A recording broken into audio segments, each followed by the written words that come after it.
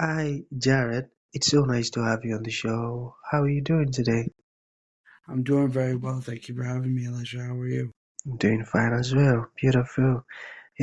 Jared, I'm so excited to have you on the show for some reasons. All right. Firstly, I believe that knowledge is the solution to world's problem. And secondly, I believe that there are some things that Jared knows that some of my audience needs to hear you say this stuff, directly from your mouth in order to experience transformation. I firmly believe that. And thirdly, even I myself, I believe I'm definitely going to learn one or two things from your story, your insights, your experiences. So for that reason, Jared, I want us to get started with your introduction. You know, your journey, how the journey has been so far, the challenges that you faced, and how you overcame them. Then afterwards, I've gotten some beautiful questions for you. Okay, Jared, over to you. Okay. So I grew up in Boston, Massachusetts. From there, I was able to. I grew up with a single mom. Struggled with learning disability. I had ADHD, and then I also, when I turned 14, I found out that I had schizoaffective disorder, which is a it's a mental illness. It's kind of a cross between schizophrenia and bipolar. Um, and I had to deal with that for a very long time. I was on disability and things like that until roughly late in my 20s. I got diagnosed with thyroid cancer um, and was terrified, as I'm sure you can imagine, that my life was going to end. It was going to change. I ended up meeting the young lady who I'm now married to. And she ended up encouraging me to get my first like real job to try to work through things. And um, I did the treatment, had the surgery, had my thyroids removed, and I ended up moving from Boston to New Jersey. From there, she got me really interested in entrepreneurship, and then I spent the next couple of years mixing my joy for entrepreneurship and my love for filmmaking, as I've always been into filmmaking since I was a small boy, and started working on trying to start businesses. I had a few start and stops, and most recently, though, I've started a new startup which is called Oba, which is specifically for creative freelancers. Um, and helping to make them savvy freelance warriors in a landscape that isn't always the most friendly or fair to freelancers. And that's pretty much how I got to where I am right now. Long story short. Beautiful. Now, the fact that you are providing a solution to a problem, that is beautiful and it's amazing. And one thing I learned from your journey is, at times you need someone to encourage you and tell you, For sure. you got this, you got this, try this out. That's beautiful. Absolutely. Okay, man. So, shall we get started with the questions? All right. So you mentioned Uber. Can you tell Mm-hmm. us a bit about what what inspired you to start it? You know, and why it is unique. You know, its uniqueness and what inspired you to start it. For sure. So originally, when I started out to try to do it, my goal was to create like a mental health app specifically for creatives. My goal was to get creatives to a place where their mental health was taken care of, not just their wallets. And then I ended up finding out after doing interviews and talking to different other freelancers. One of the things I found out was that the mental health of freelancers was oftentimes, especially when it wasn't in a great place, when they were often depressed or stressed out or anxious. A lot of time that was connected directly to their financial situation, whether that be they didn't have jobs, they couldn't get jobs consistently, which made them depressed, or they had jobs but the cost of living was so high they couldn't justify to themselves getting um, getting treatment and taking care of themselves in that way. And so one of the things that had jumped out to me was I wanted to find a way to help freelancers take that off their plate, that concern about finances, that concern about how do I pay my bills, how do I keep the lights on, and so I decided to start Oba with voices from other contributors who have experience in having successful freelance careers. Oba's main purpose is to provide content it's a web-based magazine that's it's actually getting ready to launch. So right now we're doing a waiting list and we have our newsletter, but the web-based magazine we produce content that is specifically geared towards mental health, business tips and financial literacy, as well as geared towards job listings and marketing trends. We also do interviews with industry leaders so that you can get a clear picture of what's happening in the industry right now and how you can best capitalize on it. That's the thing we're majorly focused on, and we want to grow and do more, but that's where we're starting out right now. You asked what makes us unique. I think what makes Oba unique is that you hear a lot of advertising and things like that where people say, they'll make you the six-figure this or the six-figure freelancer. Oba's plan isn't really to make you a six-figure anything right out the gate. Our goal is to help you keep the lights on, help you get a better job that's going to make sure that you can pay your bills tomorrow. So that way you have the extra cash to further invest in yourself and take your career to the next level. The other thing that I think makes Oba unique is that we're building a community of engaged freelancers that are all about more than just seeing each other's competition. I think it becomes really easy for freelancers to see each other as competition. Because we're all competing for the same jobs and that kind of thing, but we wanted to create a place where individuals can come connect with one another and help each other get to where they want to go. So we're trying to build all of that in Oba, and I think that's what separates us from a lot of the other stuff that's out there, as well as the fact that we're probably the only web-based magazine exclusively for creative freelancers. Oh, oh, beautiful, beautiful. Okay, still on freelancers.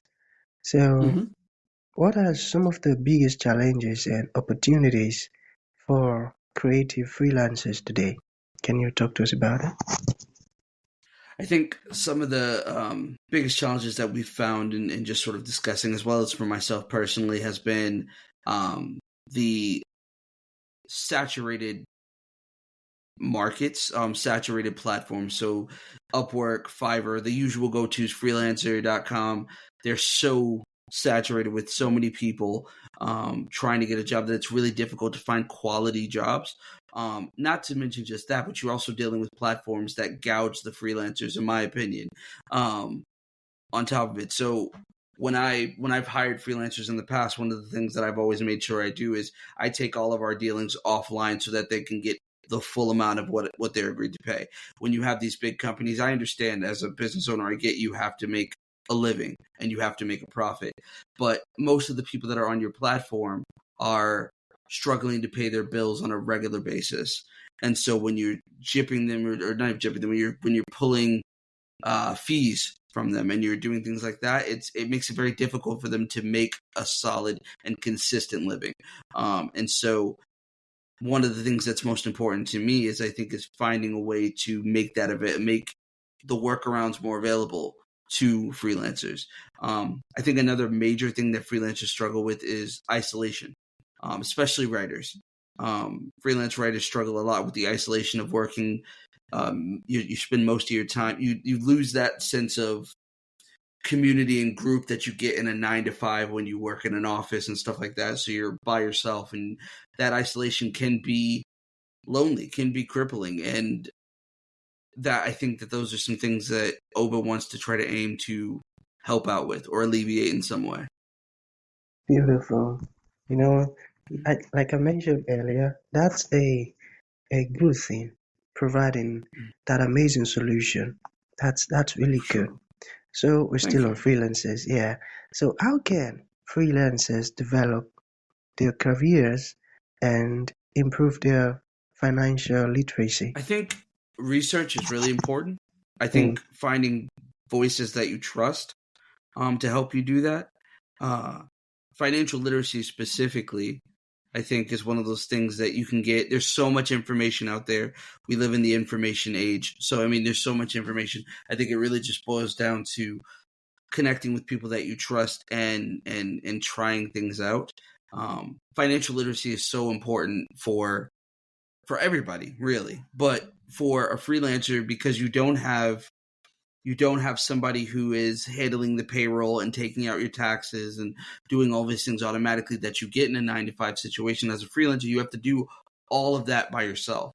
One of the things that I noticed when I spoke to a few of the people I interviewed was that a lot of them had just learned the process of dealing with taxes as a freelancer and setting money aside to make sure that things were paid and stuff like that. And so being educated on those things is really important. And I think that, Google's great, YouTube is great. But I find that a lot of those things are all Google is obviously the best one for finding information. It's what most of us use anyway. But I think sometimes it's important to find a place that has consistent and tailor-made information based off of conversations that are being had with the very community you are a part of. All of the articles that Oba produces are purely based off of people who live the freelance life day in and day out. They get up every morning, they get on their computers or they do it, and they're grinding every single day. And so the content and information they're sharing comes from real world experience. So yeah, that's what I think. Beautiful, beautiful. Okay, we still have 2 more questions to go. Sure. All right, so let's get personal a bit. What kept you motivated during your toughest times? What was that motivation? My life has been a series of trauma and emotional abuse and things like that have happened to me over my life. And the thing that has always kept me going was the examples of the people around me. My mom, who's a single mom who worked really hard to take care of me and my brother, and do what she could to keep food on the table, was a solid thing for me. One of the things she always tried to instill in me was finish what you start. If you're going to start something, see it through. And so for me, all the times where I really wanted to give up, all the times where I really wanted to, where things have just been really hard and it was much easier to fall back onto the things that were comfortable, that reminder of finishing what you start has been a constant in my life. The other thing that's been a constant in my life is I have this mantra that I try to live by, which is called embrace the discomfort. And it's all about leaning into anything that feels uncomfortable. I have major social anxiety and major issues like that. Even being on a podcast like this it triggers a lot of anxiety and a lot of stuff like that for me, but it's leaning into it has always served me well to lean into the stuff that makes me feel a little bit uncomfortable, a little bit nervous. So those are the 2 things that really keep me going during the hard times. Beautiful. I got that. All right, so can you share some tips for managing stress and avoiding burnout? Yeah, I think the best thing to do when it comes to stress, at least for me, and I hope it works for other people as well, is make sure you take time out to do things that are not work related, that are solely for your soul, the things that set your soul on fire. Those things that light you up. Whether if you don't know what it is, like, just ask the people around you when you get around those people, what is the thing that you've seen me talk about, and when you see it, you see a light in my eyes when I'm talking about it. Whatever that is, that's probably the thing that sets your soul on fire, and you should make sure you carve out time to do that on a if not daily basis, on a weekly basis. For me, working on filmmaking stuff is very, very, very important to my mental health, and it keeps me going when things are not, when I'm stressed out or when I'm overworked. It's nice to disengage from the company and all of that and focus solely on something that I just enjoy doing. So finding time to just do the things you love, whether it be going for a walk, spending time with your family, playing video games, whatever it is, make sure you make that time for yourself. Yes, sir. Beautiful. Got that. Okay, so to bring this to an end, Jared, Sure. what would you like to leave the audience with, like a final thought? And to those ones who would like to reach out to you, learn more about what you do about Uber, how can that Mhm. be possible? Yeah. So I guess my final thought would just be the thing that everybody I've been trying to tell everybody in my life. We worry so much. I know that things right now, in the U.S. specifically, are very chaotic, very crazy right now. There's a lot of tension, a lot of division. Take a moment to just be, as the expression goes, be where your feet are. Just be in the moment. Take a deep breath and just be in the moment, because life goes by so fast, and so often we spend so much time either trying to worry about what's coming next or trying to think about what's already happened, that we fail to realize where we are in the moment. And so just take time to do that. As far as if someone wants to connect with me via, about OBA or anything like that, the best way to reach me is you can reach me at my email directly, at jared@obaconnect.com. That's OBACONNECT.com. And that's Jared, JARED. Yeah, that's the best way to reach me. Beautiful. So that's gonna be the end of the show, Jared. Thank you for coming, and thank you Of course. for sharing your amazing insight with us. It means a whole lot. Thank you, man. No problem at all. Thank you for having me.